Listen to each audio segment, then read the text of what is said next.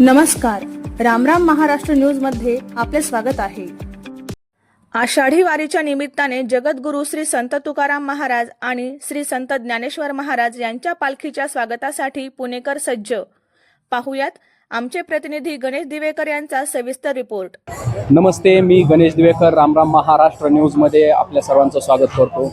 मित्रांनो, श्री संत ज्ञानेश्वर महाराज यांच्या पालखीचं प्रस्थान आज आळंदी या ठिकाणाहून झालेलं आहे। आज ही पालखी संगमवाडी मार्गे पुण्यामध्ये प्रवेश करते। आज या पालखीचे जे काही दृश्य आहेत हे आपण आपल्या चॅनलच्या माध्यमातून आपल्या प्रेक्षकांपर्यंत पोहोचवण्याचा प्रयत्न करत आहोत।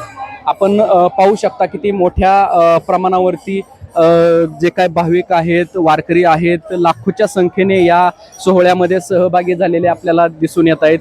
आपण पाहू शकतो लांबच लांब रांगा अशा दिंडीच्या लागलेल्या आहेत। आपण आहोत आता येरवडा ते संगमवाडी या ब्रिजच्या टोकाला।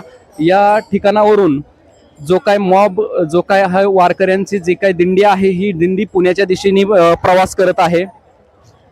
थोड्याच वेळेत आपली जी काही संत ज्ञानेश्वर महाराजांची पालखी आहे ती या ठिकाणी येणार आहे।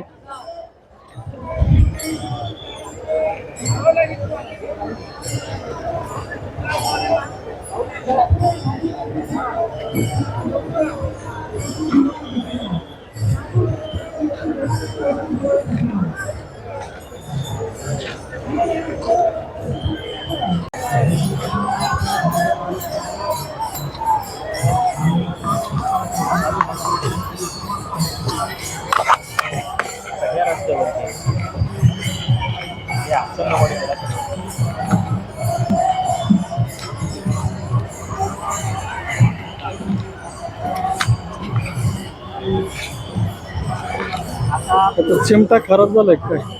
नाही, व्यवस्थित दरा नाही ना।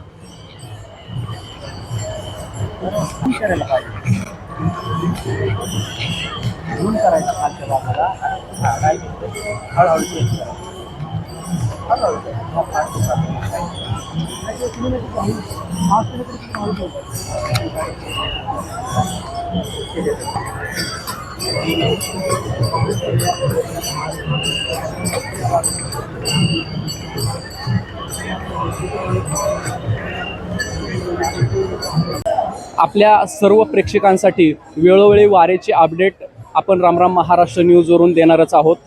पाहत राहा रामराम महाराष्ट्र न्यूज। गणेश दिवेकर, पुणे। अशाच नवनवीन बातम्या पाहण्यासाठी आमच्या चॅनलला सबस्क्राइब करा। फेसबुक आणि इंस्टाग्राम पेजला फॉलो करा।